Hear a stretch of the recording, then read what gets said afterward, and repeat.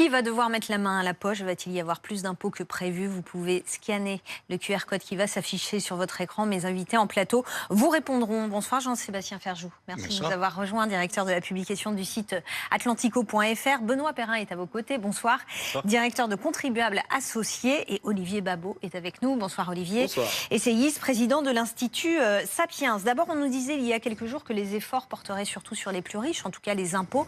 Et là, on a l'impression qu'un peu, ça va être douloureux un petit peu pour tout le monde, non? Oui, alors d'ailleurs, le narratif, il a été un peu trompeur à deux niveaux. D'abord, on nous a expliqué qu'il y avait un tiers d'augmentation des impôts, mais attention, derrière, il y avait 2 tiers de baisse des dépenses. Ouais. Le Haut Conseil des finances publiques a montré que c'était le contraire. On a 2 tiers de hausse d'impôts, on a 1 tiers de baisse des dépenses. Et d'ailleurs, la baisse des dépenses, elle n'est pas toujours très, très sûre. Puis le narratif, c'était aussi, c'était les plus riches, ces très, très grandes entreprises. Pensez, 1 milliard de chiffre d'affaires, ça nous correspond pour la plupart pas. Plus de 500 000 euros par an, évidemment, de revenus. Là encore, beaucoup de gens se disaient, ouf, c'est formidable. En réalité, on était quelques-uns à l'avoir dit, très modestement, il faut bien le reconnaître. Vous l'aviez dit? Mais bien, je l'ai dit, je l'ai écrit 1000 fois. Franchement, tout ça est enregistré. Ça n'était qu'un symbole, c'est un symbole. On n'aura d'ailleurs probablement pas les rentrées fiscales qu'on espère. D'ailleurs, sur ces gens, on s'aperçoit que les 65 000 sont probablement pas 65 000. Et puis, c'est pas tout à fait sûr qu'on ait ces choses-là. Mais ces impôts symboliques vont être très importants pour justifier tous les autres qu'on a commencé à dire. Il y a un système tout simple d'ailleurs qu'on appelle, vous savez, l'incidence fiscale. L'incidence fiscale, si vous taxez une vache, c'est pas la vache qui va payer l'impôt, c'est en général celui qui va consommer le lait qu'elle produit par exemple. Quand vous allez taxer des entreprises, elles vont par exemple augmenter leur prix. Quand vous allez taxer en disant regardez, on transfère sur les complémentaires. Mais les complémentaires et les mutuelles, qu'est-ce qu'elles font? Il n'y a pas de miracle. Hein. Donc elles à la fin, c'est toujours répercuter. les Français qui payent? Ça va être en grande partie les Français, effectivement, les Français probablement de tout niveau. Alors oui, on peut dire c'est les gens qui prennent l'avion, c'est plutôt des gens c'est des gens qui achètent des voitures. Donc ils sont un peu riches. Mais non, ça va toucher un peu tout le monde. Regardez, l'électricité. Tout le monde se soigne. A priori, tout le monde se soigne exactement. L'électricité, a priori, on l'utilise tous. Va y avoir une moindre baisse en fait. C'est-à-dire, là où il devait y avoir une baisse, il y aura une hausse.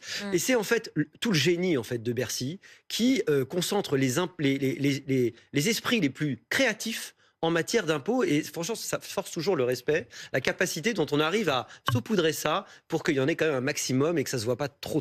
Alors, vous l'avez évoqué tout à l'heure, on va parler des chiffres et de ce narratif. Le Premier ministre a affirmé que sur les 60 milliards d'euros d'efforts demandés, 2 tiers, c'est-à-dire 40 milliards, viennent des économies, des baisses de dépenses, 20 milliards viennent des hausses d'impôts. Et ce soir, il y a un tweet de Marine Le Pen qui nous dit « Les premiers pas de ce gouvernement sont marqués par un mensonge évident. L'effort ne se fera pas à 70% sur des baisses de dépenses et 30% sur des hausses de prélèvements, mais l'inverse, selon le Haut Conseil aux finances publiques. Il y aura 70% d'augmentation des prélèvements et seulement 30% de baisse des dépenses de l'État. Benoît Perrin, ça vous fait réagir avant même la fin. C'est vrai que, pour faire un peu de provocation, on pourrait dire que le nouveau Front Populaire en arrivait, et en fait, Michel Barnier l'a fait. Parce qu'en fait, le problème du nouveau Front Populaire, c'était d'expliquer qu'il fallait taper sur les riches.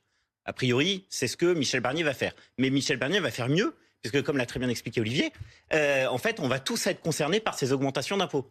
Le nouveau Front Populaire nous disait, la dépense publique, il ne faut pas y toucher. C'est tout à fait normal qu'on ait 7 points de plus que nos voisins européens de dépenses publiques. On est à 57%. Nos voisins européens sont en moyenne à 50%. Donc c'est un écart énorme.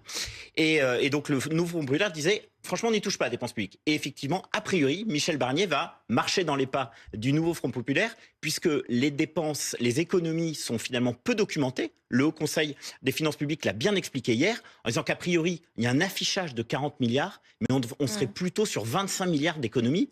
Et ce qui fait du coup une espèce de répartition un peu tronquée. On va avoir effectivement 50% d'impôts, 50% de dépenses publiques, alors que le vraiment poison français, c'est la dépense publique. Et je crains que Michel Barnier soit finalement, comme ses prédécesseurs, continue à être dans le logiciel du il y a une crise, on augmente les impôts, parce que ça, l'augmentation des impôts, elle est toujours certaine.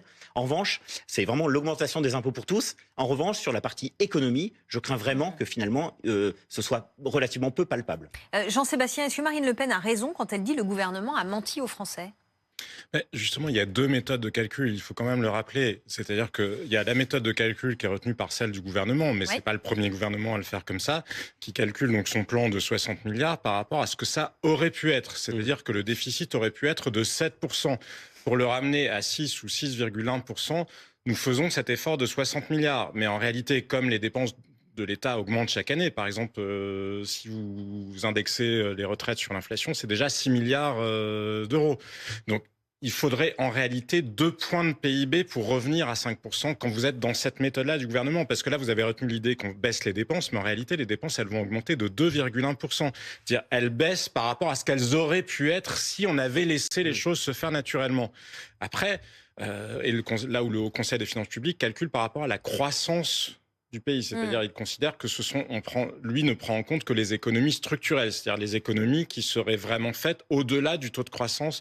C'est pas la même méthode de calcul. Ça n'est pas la même méthode de calcul, c'est pour ça qu'il faut dire que ça n'est pas un mensonge frontal du gouvernement, ce n'est pas le premier gouvernement à employer cette stratégie-là. Je ne sais pas si d'ailleurs quelque autre gouvernement que ce soit, le Rassemblement national ou un autre, n'aurait pas eu la tentation de faire la même chose, parce qu'il faut le rappeler, la contrainte politique, elle est ce qu'elle est. Et donc, oui, ce budget-là, personne ne peut s'en satisfaire. Maintenant, Michel Barnier, il a eu peu de temps pour le mettre sur la table et il a la majorité qu'il a à l'Assemblée nationale. Mais ça nous renvoie à notre responsabilité collective à tous, parce qu'il y a des questions majeures. Est-ce que les Français ont envie d'entendre, est-ce que Mme Le Pen ou d'autres, ou le NFP, ont envie de dire aux Français, les yeux dans les yeux, là où se trouvent les vraies sources d'économie? Quand vous regardez les dépenses publiques, aux 2/3, vous savez ce que c'est?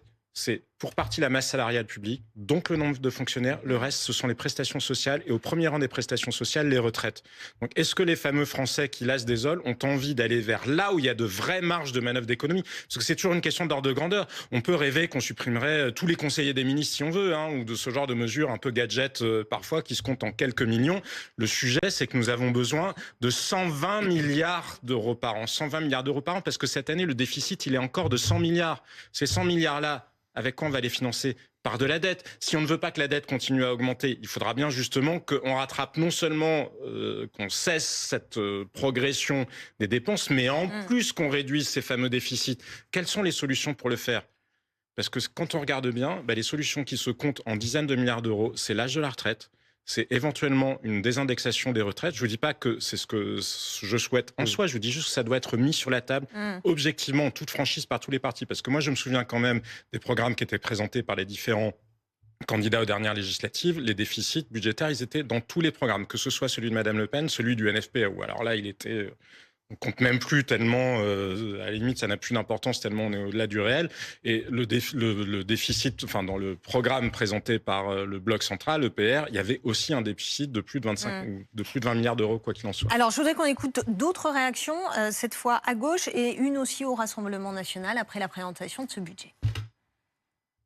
Nous avons environ là-dedans 40 milliards qui vont prendre aux classes moyennes, qui vont impacter la vie des classes moyennes et classes défavorisées, et seulement 2 milliards des plus riches. Donc c'est un budget qui non seulement va désarmer l'État, mais qui est absolument inégalitaire. Ils font tout punitif, c'est pas que sur l'écologie. Vous voyez ce gouvernement, on l'a dit depuis 7 ans que Macron, il avait fait des cadeaux fiscaux aux plus riches et qu'un jour on le paierait tous. Eh ben, c'est de l'inaptitude, c'est de l'amateurisme. Et aujourd'hui, qui envoie en première ligne pour corriger leur amateurisme? Les plus précaires. Moi, ce que je déplore, c'est qu'il n'y ait aucune mesure structurelle qui soit annoncée. Des économies, il y en a à faire. Et visiblement, Michel Barnier fait totalement l'impasse dessus. Si le gouvernement prend des mesures qui vont à l'encontre de l'intérêt général et qui viennent toucher toujours plus les Français, notamment les plus modestes et les classes moyennes, alors oui, nous serions en capacité de censurer. On a une question d'un téléspectateur, c'est Bertrand, qui nous demande est-ce que ce sont les classes moyennes qui vont trinquer? Benoît Perrin. Déjà, au moins au niveau de l'électricité, oui. Parce que ce qu'il faut bien expliquer, c'est que pendant la crise de l'Ukraine, au moment où il y a eu des flambées de prix de l'électricité, le gouvernement avait baissé une taxe qui s'appelle la TICFE sur l'électricité à 0,5 et aujourd'hui il va la monter à peu près à 33. On est parti sur à peu près 33 euros du mégawatt. Donc globalement, il va considérablement augmenter une partie des taxes. Les taxes à peu près 30% sur le prix de l'électricité. Et donc du coup, on va se retrouver avec normalement, puisque le prix de l'électricité sur les marchés avait considérablement baissé, on aurait dû avoir sur nos factures une baisse de 15% à peu près, entre 10 et 15%. Et là, comme ils vont augmenter cette fameuse taxe, eh bien, on va a priori être sur une baisse de seulement entre 5 et 8%. Donc là, typiquement, sur l'électricité, ils vont aussi augmenter un taux de TVA qui était plus bas sur l'installation des chaudières à gaz. Il y a beaucoup de Français qui, par définition, installent des chaudières à gaz. Et là, qui vont voir le taux de TVA qui va monter de 5,5 à peu près 20%. Donc ça va être une augmentation considérable. Sur les remboursements d'assurance maladie, c'est pareil. La sécurité sociale va moins prendre en charge un certain nombre de remboursements. Donc ce sont les mutuelles qui vont les prendre en charge. Et donc ça au final, ça va se répercuter sur les patients. Ce qu'il faut bien comprendre, c'est quand on pénalise les entreprises, très souvent, c'est répercuté sur le prix. Ouais, Donc, c'est ce que nous disait Olivier tout à l'heure, Après, je Jean-Sébastien. crois qu'il faut aussi rappeler une réalité, c'est-à-dire qu'on peut faire tous les boucliers tarifaires qu'on veut. Et je ne sous-estime absolument pas l'impact de la flambée des prix de l'énergie sur les Français les plus défavorisés. Avons-nous suffisamment ciblé les fameux boucliers tarifaires, justement, en ciblant suffisamment la différence entre ceux pour qui c'était vraiment vital et ceux pour qui, finalement, c'était une forme de confort? Parce qu'il ne faut pas s'y tromper. Le chiffre, de toute façon, vous pouvez l'afficher sur la pompe ou vous pouvez l'afficher sur votre feuille d'impôt, mais quelque part, vous allez le payer. L'argent magique, ça n'existe pas. Et je trouve particulièrement désolant de la part d'hommes d'État, des gens qui ont pu être au pouvoir pendant des années, qui se gargarisent des baisses d'impôts qu'ils ont pu faire, alors qu'ils n'ont fait justement aucun effort pour adapter le niveau des dépenses au niveau des recettes. Mais quand vous faites des baisses d'impôts, qui ne sont pas, ou aussi des baisses d'impôts, d'ailleurs en l'occurrence, qui ne sont pas financées, ça s'appelle juste une hausse d'impôts différés. Eh ben, nous sommes dans les hausses d'impôts des 7 dernières années. Olivier, s'il maintient son budget, le Premier ministre, est-ce qu'il risque la censure ? Alors je ne crois pas, mais là on n'est plus dans le rationnel, on est dans le rationnel politique en tout cas. C'est-à-dire que politiquement, je crois que personne en réalité n'a vraiment intérêt tout de suite à revenir devant les électeurs. LR est quasiment au pouvoir, alors qu'on ne peut pas dire que c'était leurs meilleurs résultats électoraux de leur vie. Le RN se sent qu'il n'est pas tout à fait prêt pour retourner devant les électeurs, et je pense qu'il a besoin de quelques mois pour arriver à se préparer. Il n'a pas tout à fait envie, et c'est vrai que c'est lui qui est un peu faiseur en ce moment de majorité. Et même le NFP, je pense, n'a pas tout à fait envie tout de suite de retourner devant les électeurs. Mais surtout, personne n'a envie d'assumer ce que Michel Barnier est en train de faire. Surtout personne ne veut faire le sale boulot. Exactement. Et vous savez, il y a une rumeur qui circule à Paris. Allez, je vous le dis, parce qu'on est entre nous. Ah bah oui, personne n'écoute. C'était une hypothèse à laquelle je ne croyais pas au moment de la dissolution. Et elle circulait dans Paris. C'était Emmanuel Macron a vu l'état du budget. Il sait qu'en 2025, ça va être très compliqué parce qu'il n'y aura que des mauvaises nouvelles à annoncer. Et ça a précipité sa décision de refiler. Vous savez, c'est le fameux jeu de la grenade dégoupillée auquel en fait on joue depuis 40 ans. Hein, voilà. En espérant ne pas être celui qui va la voir au moment où elle éclate. Eh bien, à un moment donné, où on arrive à l'impasse, il y a vraiment que des très mauvaises nouvelles. On n'est pas tout à fait au moment de l'explosion. Hein. On est un petit peu avant, mais ça commence à chauffer. Hein. Alors, qu'est-ce qui va se passer dans les prochains jours, Jean-Sébastien? Parce que le RN râle, le NFP râle, la Macronie râle. Qu'est-ce qui va se passer pour ce budget là, dans les prochains jours? Mais il est très confortable de râler quand on n'a pas à établir soi-même un projet de loi de finances. Après, moi, je ne doute pas du fait que ce projet de loi de finances, il y a bien des aspects sur lesquels il peut être contestable. Hein. Sur la justice, je ne suis pas certain que ça ait beaucoup de sens d'aller chercher des économies sur la justice quand on voit que la justice est déjà... Il n'y a que 3 secteurs, vous savez, en France, où, par rapport au pourcentage à la moyenne européenne, il n'y a que 3 secteurs où nous dépensons moins en proportion que les autres États de l'Union européenne. C'est précisément la justice, la sécurité intérieure et les transports. Est-ce que ça a du sens d'aller taper sur ceux qui sont déjà à l'eau? J'en suis pas persuadé. Mais une fois qu'on a dit ça, on peut toujours réaménager à la marge. Personne ne veut se payer le sale boulot. En revanche, je pense que d'un point de vue démocratique, parce que le consentement à l'impôt, c'est le fondement de la démocratie. D'un point de vue démocratique, il serait bon que nous comprenions ce qui s'est passé. Parce que dès le mois de mars, vous savez, les rentrées fiscales qui étaient moins bonnes que prévues, c'est pas un scoop. À minima, la TVA, le gouvernement, à chaque fin de mois, il sait ce qui rentre dans les caisses de l'État.